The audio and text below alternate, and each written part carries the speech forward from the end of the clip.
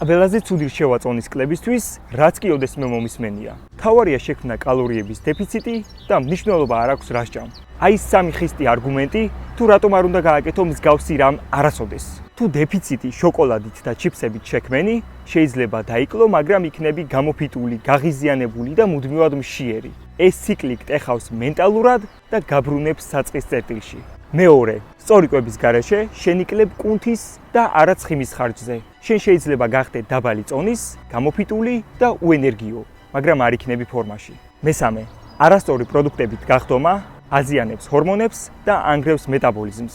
რის შემდეგაც კი წონა ისევ ბრუნდება და მეტიც, უფრო სწრაფად იმატებ. დეფიციტი მნიშვნელოვანია, მაგრამ არანაკლებ მნიშვნელოვანია ის, თუ რა სჭამ. თუ გინდა დაიკლო წონაში ჯანსაღად, შეგიძლია შემოგვიერთდე წონის კლების 21 დღიან მარათონზე. იჩქარე, რადგან ადგილები შეზღუდულია და მხოლოდ 15 ადამიანი ისარგებლებს 40%-იანი ფასდაკლებით. დაწერე კომენტარებში სიტყვა მარათონი და გამოგიგზავნი დეტალებს. თუ TikTok-ზე უყურებ ამ ვიდეოს, გადადი პროფილზე მიმაგრებულ ლინკზე და გაიარე რეგისტრაცია.